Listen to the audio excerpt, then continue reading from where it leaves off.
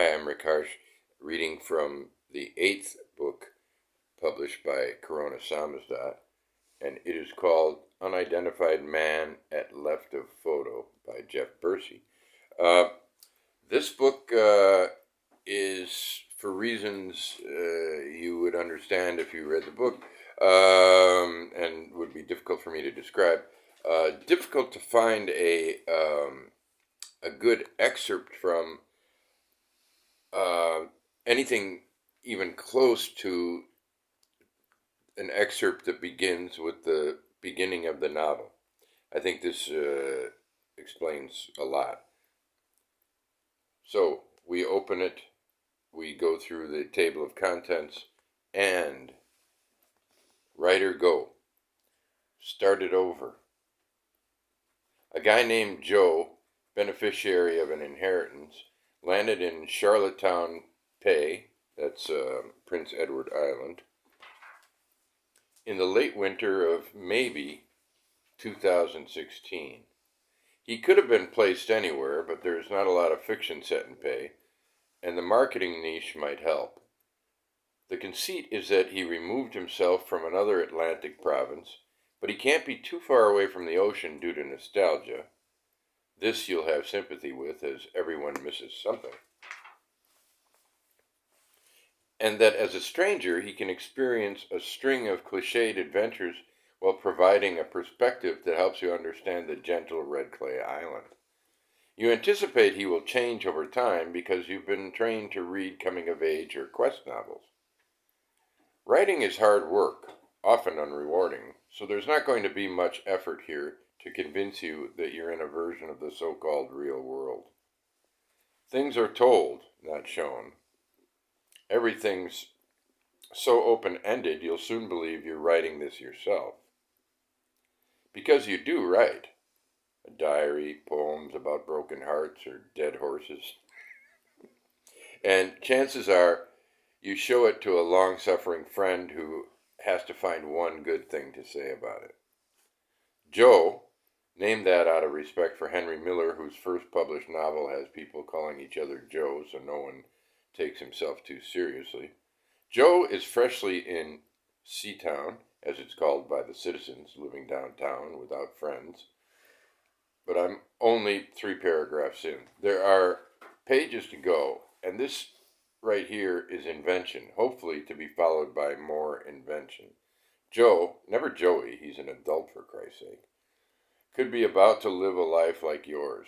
The struggle of man versus man versus himself, and man versus the environment sort of thing. Maybe an Odyssey life in an Iliad world. A brother would be a useful creature for Joe to have, so he has 4. And 3 sisters, while we're being so generous. Glasses adjustments. Even more useful is that the eldest brother, Sam, is dead. Sam decided after much consideration that his ex-wife wasn't going to be included in the insurance policy he had with his company, so he changed the beneficiary's name to Joe and never thought about his only child, a son. This son, blank, certainly was screwed by Dad's forgetfulness. When the load of steel fell on Sam, who was in management, not just a laborer making a laborer's salary, and he really needn't have been on site, what was he thinking? That signaled the enrichment of the one brother he thought most deserved and could best handle thousands of dollars. A good uncle would have given the money to blank. And Joe did drop some into a trust fund, but let's say he hadn't liked his ex-sister-in-law either and maybe had bad memories about the wedding. It's likely he hated the brown checked suit his parents dressed him in. He felt completely unprepared for the ceremony itself, and knew that the relationship with his brother, older and etc., who had been close to him, had changed forever.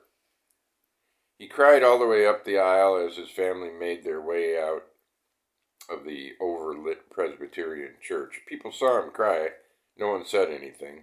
He knew why he cried when his brother was buried, but that was little consolation for the blank spot in his memory. There will be lots of blank spots. Feel free to pitch in.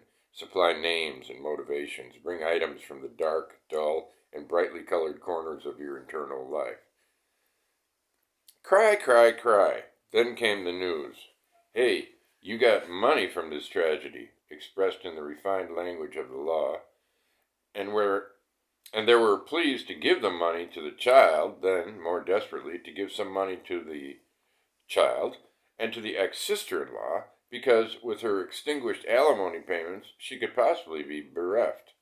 Joe resisted on that last matter. Bully for Joe.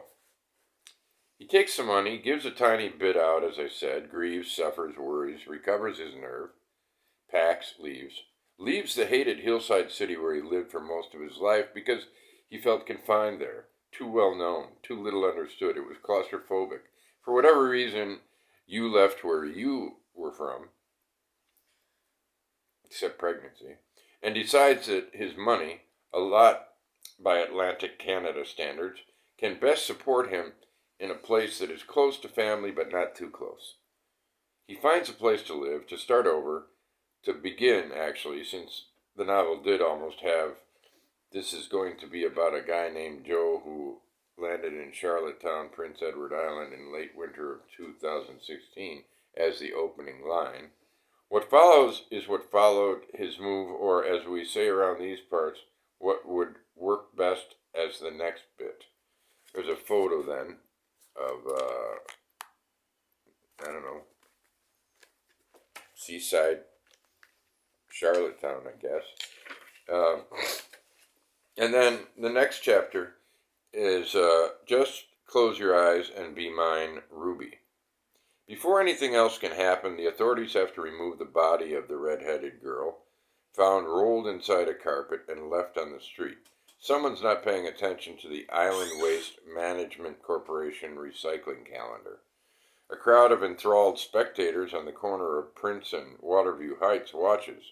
Her cartoonishly colored hair is the last thing tucked inside the body bag before they take her away. Who killed her? One person asks. And how did she die? Right after that. Talk about impatient. The answers were as numerous as potatoes in the fields. Strangled, knifed, shot, beaten, shaken to death, then left to die more of exposure, garroted. A fan of war and espionage films supplied that one. Guillotined, or maybe somebody sneezed. Shot, 2 votes. Shaken and stirred, same fella as garroted, who the crowd eyed warily now. Beheaded, death by tryptophan, mummified on the spot, tessellated. What's that? Strangled with,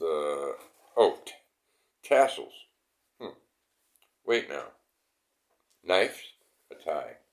Death by malnutrition, by neglect, by carelessness, by misadventure, caused by long waiting line at the Queen Elizabeth Hospital, later turned into a shirt by street vendors. I waited hours in the ER and all I got was this lousy t-shirt and MRSA. Hemorrhaging, shot, pulling ahead after being beaten. Smothered, lanced, boiled, and eaten alive, leaving nothing but her bones and her hair. Dead by infection, by accident, by the tip of an arrow, by the grill of a Hummer. Poison. There was a bottle on the street which didn't say, drink me, but did have a drop or two of colored syrup with a face on the bottle that bore a faint resemblance to someone locals knew, the name on the tips of their tongues. Dysentery, anthrax, impetigo, severe bruxism, exsanguination, croup, leading to treatment at the QEH, assassination by agents of a thalassocrat or at the hands of a litero criminal, botched exenteration, the careless mistake of a haruspex who believed that all breathing things are animals equally, drinking river water from a fresh fish kill site. Farmers present looked angered and ashamed. Unrelenting tumescence or too little of the quickening humor, lack of sunshine, too much sunshine, a surfeit of melons, turning a page. Thrombosis, yeast infection,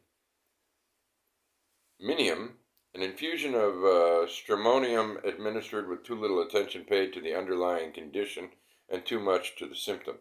Deflection starting on the arms and really throughout her poor racked body, and so on. Another dead, red-haired little girl here on pay. Another pigtailed, wonderful little lady, shrieked a matronly woman, deaf in one ear and going deaf in the other. Who then I'm reading the whole book. I was going to just read the first page, but that list was fun, and it's a fun book. Goes on, and if the author's not going to tell you what happens, it's not my place to tell you either.